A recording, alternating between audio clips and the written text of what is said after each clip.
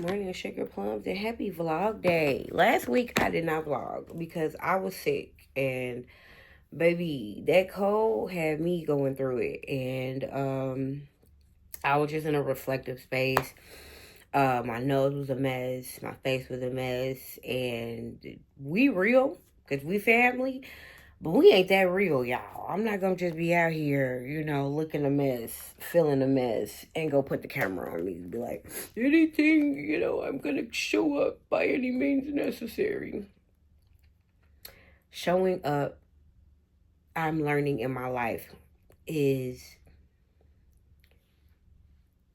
sometimes not showing up because the best way that you could have shown up for yourself and the people involved was to recognize that you didn't need to be there in that moment. And that was what was last week was for me. So this week we're just gonna do some check-ins and catching up after being sick and after being down for a week. So my thoughts are gonna be sporadic. They're gonna be everywhere. But follow me. Follow me. It's kind of like catching up with your girlfriend, Um, couple of things. First thing, at the end of last year, we had two non-negotiables for us to feel comfortable in our position in this relationship this year. One of those non-negotiables has been accomplished, but I want to talk through it because there are technicalities, right? So let's talk about it. First, let's go back a little bit. Last time I talked to y'all, I don't know if I showed y'all my nails. I think I did because we was about to go to the party. The party was fun. It was a good time. I know a lot of y'all freaky and nosy and want to know what happened. I was actually on my cycle. I think I told you guys that, and if I didn't, I'll tell you overshare. I was on my cycle. So I didn't do any playing at the party. Me and this young lady have been like talking. She's in a relationship. My preference is to date or be involved with other women who are in romantic relationships with men. First of all, because a woman who isn't in a relationship with a man is going to make me feel weird and bad every time I need to answer the phone or be present for my partner. And so the type of women that I like to engage with physically have a partner already, because then they understand what I'm going through. And when I'm fussing and complaining about my partner, they can actually add insight. A woman who is single and out here ain't got no man, first shit she gonna tell me is leave him. Bitch, don't you think I thought of that? Don't you think I fucking thought of that? So I would rather be with somebody who is working through love as well, because the conversation is just different.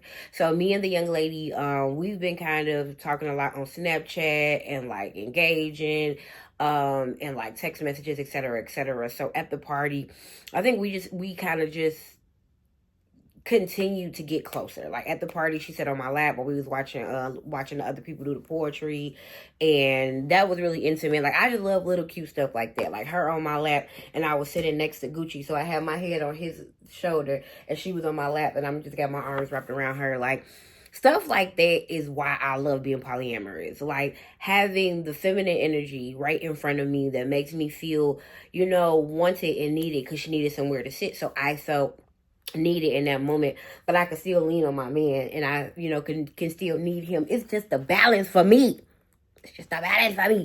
But I didn't do anything. Me and her just did a little making out, little kissy, nothing crazy, no tongue in the mouth. Because she was playing that night, and she was playing with people who I don't know enough to want to be putting my tongue in her mouth after she been putting her tongue on other people. You know what I mean?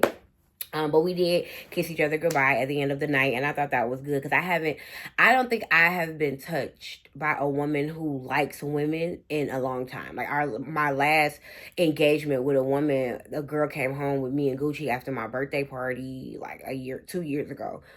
And she didn't even like girls for real. So it was really a male-centered threesome, a little bit. And then the girl, she was tired because we was lit, and she wasn't. So she fell asleep.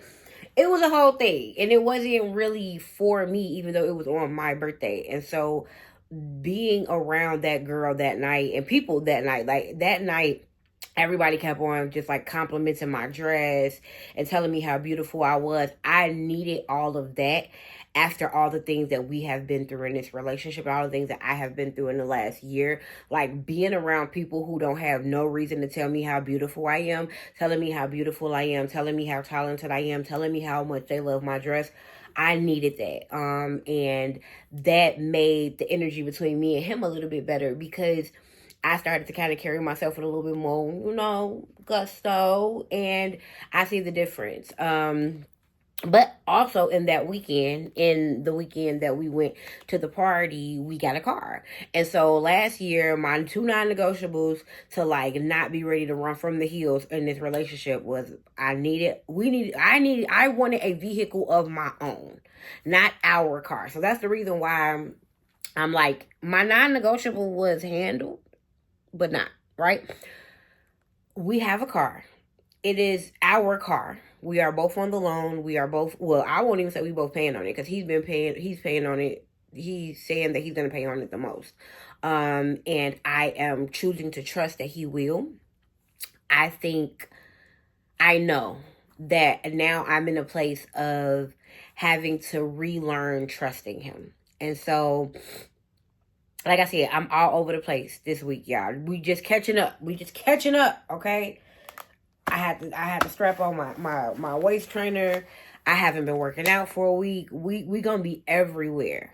So if you don't got ADHD and this episode is a little bit overstimulated for you, pause me, sit me down, come back, cause this is you finna see my ADHD on full display today. Cause I'm just gonna battle out everything that I'm feeling, and then we gonna be done for the week, okay? What I have learned in loving him. Cause so like our weekend was crazy. So we had a really great Friday night. That weekend was crazy. We had a really great Friday night. Like I said, we went to the party. The party was really gratifying for me. And I think it made him feel good as well because he realized like, we're back. We're back out and kicking it with people. And I think I'm sorry. I think he's understanding and recognizing now how much I need the social interaction with other people and how that makes us in our relationship so much better. So that was great. Friday was great.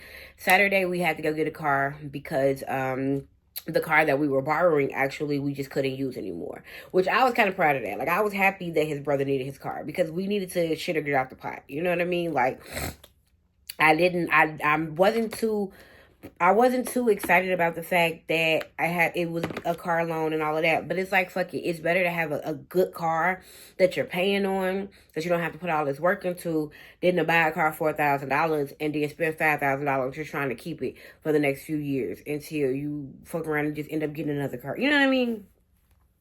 So that's why I'm just like, the fact that we got the car, the fact that I'm watching him, like today he went to work at 4 in the morning. So I'm watching him take the overtime. I'm watching him do what he needs to do. I'm watching him realize that, okay, I got to get myself together. You know what I mean? He actually verbally said it that weekend. So Saturday after we got the car, I did express to him just like my fears. I'm afraid. Like, I realized when I first got into this relationship, I was very untrusting of men, period. I opened up. I trusted him. I let him in. I gave him, my undivided attention, my undivided devotion. Not on purpose, but it still happened. Let me say this, because it's not negative, and I'm staying with my positive from my Black History Month, and I'm gonna try to take it as far as I can. We're only saying as many positive things as I can about my partner in my relationship. But in this relationship, a ball was dropped. Now I have to relearn to trust you. And I don't think that's a bad thing, because I also had to realize something that even he probably won't admit, but I know is the truth. And if you're a man watching this and you have a woman in your life that went through you guys went through a hard season together, I want you to know that there is some grace to be had for you. And I hope that we can start this conversation. When I was helping him, I was not pouring into myself as much. I wasn't getting my nails done. I was barely doing my own hair. I wasn't waking up in the morning fixing myself. I looked at some of these vlogs that I did with y'all, and I looked a mess. I just put on something just to talk on camera. When you are not confident in yourself, whether you are a man or a woman, you are not as attractive to your partner. And so I believe that while I am in the season of learning how to trust him again, I think he's in the season of rebuilding back up his attraction to me.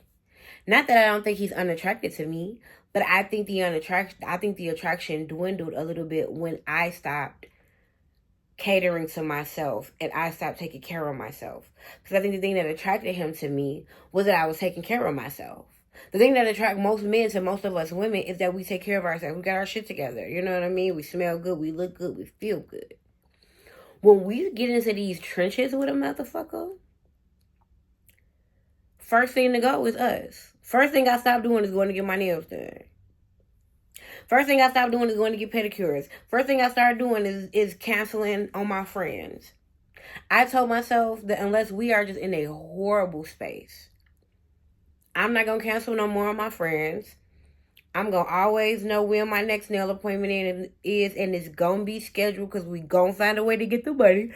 Excuse me, even if I got to make my nail tech something and tell her, hey, let me make you a hat. Let me make you a top. Let me make you something. She's a heavier set girl. So if I make her a whole outfit, that's 2 sets of nails. That's my next fill-in and my next whoop. So I told myself, non-negotiables for me: nails, feet, keep these locks maintenance. Like, my friend is going to come do my locks this Friday. Because with my longer nails, my tension is a little off, and so I'm not doing them as good as I could be doing them. And I like to, like, every 90 days, I like to get a professional into my head. Because I'm, working from the front, and I can't really see a lot. And so my friend Nina, who started my locks, I'm sorry, y'all. I woke up early this morning and got a good workout in, and so it's been a full morning for me. But my friend Nina, who started my locks, she's gonna come and just check my locks, do some any lock maintenance. Like, a few of my locks I had to do some interlocking in, and so, like, it's just one of them. Yeah, well, this one I actually fixed, but this one was kind of like, it was split in half. Like, if you touched it, you can go through the middle of it. And there's a few other ones in my hair like that. There's one over here, baby. She holding on by a prayer. Oh, living on a prayer. So I'm gonna let Nina look at this and see if maybe she can, just help me with anything that might be thinning in there. If anything is thinning, I know I'm thinning a little bit by my part. That's why I look at this, because I've been using my part a lot. So I just really want to get a professional up here and just kind of look into my head, make sure everything is good. I'm also going to add lock sprinkles. So I'm so excited. Everything about me glitters and shines and shimmers, and so my locks should be no different. But what? I'm sorry, I just ran my mouth. Come back. So yes, we got a car this weekend. We got a Jeep Grand Cherokee. I love my car. We named her together because he liked the name Dior, and my friend Natalie suggested the name Onyx. So we put them together. Onyx Dior Hendrix is the name of our car. I love my car. I love it. I love it, love it, love it. I still want my Wrangler because I want to be able to get ducked. And so I feel like we're gonna be a Jeep family. Well, I don't know. I don't think he gonna get a Jeep, but I think we're gonna get, when the teens start driving, I'm foreshadowing right now, y'all.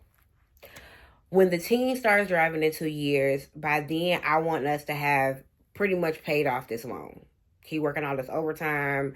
I'm going to be making some good money with these projects. I'm hoping to do some vending shots, because people are asking me to start vending already. So I got to start printing out my stuff. I got me a scale that my mama gave me last Christmas, or like 2 Christmases ago, because I'm about to start putting all of this stuff on Etsy. But on top of that, we just gonna be making money. You know what I mean? Like, money finna be coming in. I feel it. I feel like I'm about to be getting booked for stuff. People ask me to do dance classes. I feel like he found him a little side hustle. So we getting it together, y'all. Like, it's positive. Okay? It is good up in this bitch. And I am so happy about that.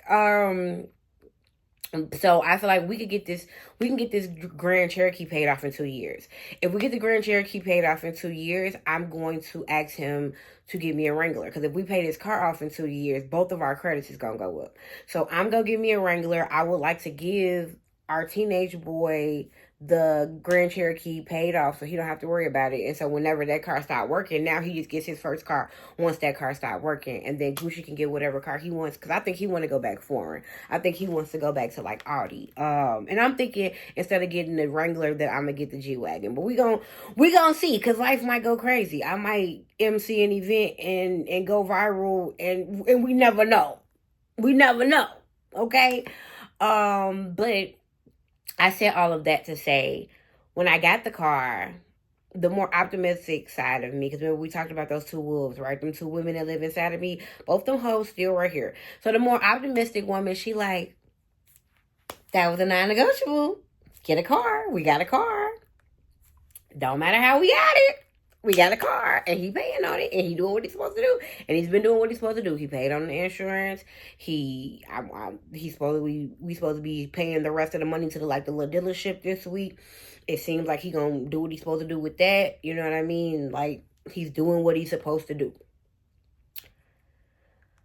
The part of me that wants to challenge it though is like, this isn't my car on my own, but that's why I got a plan to get my own car. Because I'm talking her off the ledge all the time.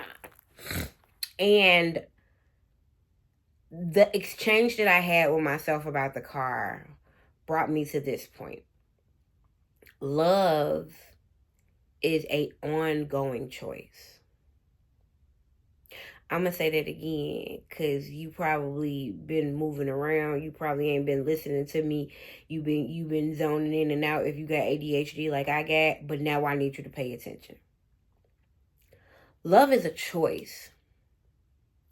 And I say that it's so fucking cliche. And I say it right now, even in listen to myself say it. And it's like, duh, bitch. But no, it's not until you get into a long-term relationship where you have to get through the honeymoon stage, and then you have the dip of real life, and then you have to fight to get back to a space of positivity, and you know that you're probably gonna have another up and down like this again, that you realize that like doing life with another person, living this life with another person, has to be a choice that you make every day.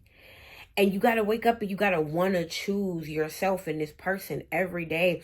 And what I am learning is the balance between how much I'm going to choose him and my children and my home, and how much I'm going to choose Rika and her happiness and her peace. And he has to learn that same thing. Like, how much is he going to choose him? And how much is he going to choose us? And as we learn that, we find ourselves bumping against the walls of each other's emotions, of each other's feelings, of each other's confidence. It probably hurt his confidence. I know that it hurt his confidence when we got that car, and I kept on speaking about the monthly, and he like, baby, why you keep talking about the monthly car note? I'm like, and I didn't say it in front of the car loan staff, but after, the car loan staff walked away, I told him, I was like, because you like to decide not to pay bills. And if you decide that you can't pay this car note, I need to have a car note that I can afford to pay. Because I don't want to go back to not having a car. And I know that hurt his confidence. And I know he was just like, damn, you know what I mean? Because he was just like, no, baby, like, I'm on my shit. Like, I understand that the lack thereof has put us in a crazy spot in our relationship. But, I'm going to get on it. I'm going to do what I need to do. I'm going to put myself in the position that I need to put myself in. And, I appreciate him. I'm sorry, y'all. Y'all know ADHD. I appreciate him for being receptive to the feedback. But I also have to tell myself, like, okay, now that he's been receptive, now that he's taken the accountability, now that he's done the work, and now that things are getting better, you don't keep beating a dead horse. You know what I mean? You don't continue to, I almost ripped my nail off, y'all. You don't continue to hurt him just because you've been hurt. One of the things that I'm reminding myself in this relationship, and if you've been in a relationship a long time and you watch my content, I hope I help you, and I hope this is helpful to you as well. We got to keep choosing our partners every day. I hurt my finger trying to open this thing, but that's okay because it's open. We got to keep choosing our partners every day. We got to keep choosing our love every day. I'm going to put this bubble wrap to the side because I'm not going to do it while I'm talking to y'all, but I'm definitely going to do it. We got to keep choosing this life for ourselves if this is what we truly want for ourselves every day. And while I was laying, on my pretend deathbed this last week having the flu, that was what came up for me, and that was what I wanted to share with y'all. And also let y'all know we got a car, and let y'all know that things are going great. If you are in a relationship with someone and you want to continue to stay in this relationship, you have to take a moment and tap yourself on the shoulder every day and remind yourself, I'm making a choice. And I'm not the only one making a choice. That's why I brought up the attraction thing. Like, I got to learn how to trust him because he dropped the ball in a way as far as his logistics goes and as far as, showing up for me in a certain way. Yes, he did. We're not going to take nothing from him. And I'm not going to consider what I did dropping the ball just because it's me, right? But if I were not being biased to myself, I would say I dropped the ball as it pertains to certain levels of attraction and intimacy in this relationship. We in a relationship. We've been going at it. We first met 7 years ago. We was on our way. Climbing the stairway of heaven. Stairway to heaven. We had a great time. No arguments in 6 years. No real problems for real in the first 5 for real years. Like the problems were small problems that snowballed and they all hit us all in 1 year. Year 5 and 6 was kind of like, what the fuck is this?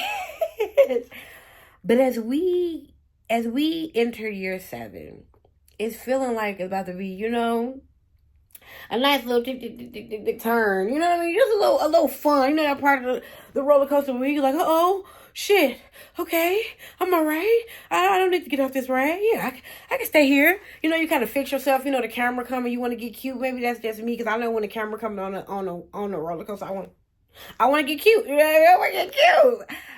That's where I am on this ride. I'm ready to get cute. I'm ready to go out with my friends and not feel like last weekend I went out with my friend Natalie to a dance class and I drove my car. And that's why that's why I say like it would be moving the goalposts if I consider us having this car, not me having a car. This man don't go nowhere. This man goes to get his marijuana, which is why I have to stop complaining about him and how much he consume it because he don't do nothing else. He gonna do something for them boys, whatever them boys need, whatever his kids need, whatever his mama or his grandma need. If he's not doing something for one of the people in his life, he really don't even touch his car. So him paying for this car is him paying for me a car. He bought me a car for Valentine's Day, if we want to be very fucking honest. And I have to see it as that. I think every woman, all of us, every person probably has something inside of them that just kind of like nitpicks. And we got to realize that like that part of us can be told to shut the fuck up.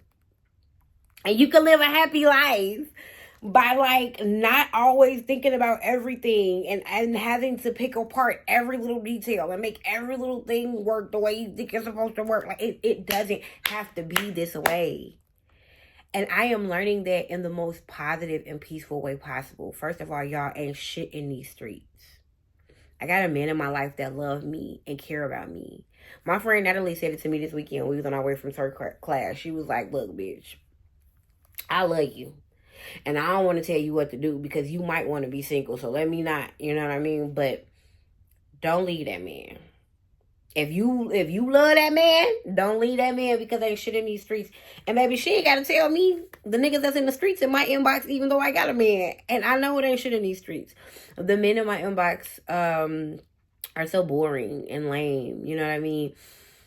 And what I love is that being that we are a part of a lifestyle community, I can meet a man if I wanted to. And that would be more ethical and be like, hey, baby, I think this guy is super attractive at events. You know, sometimes how do you feel about me having a few conversations with him? And you know what I mean? Like, we live such a unconventional, free life that a lot of the things that I was worried about, I really don't have to be worried about. And I am reminding myself that. And as I remind myself that, and as I ground myself in this reminder that, like, we gonna be all right. We gonna be all right if we with a partner. We gonna be all right when we by ourselves. But let's be honest with ourselves and realize that we are choosing this person and we are choosing this partnership and we are choosing this family. And that's okay.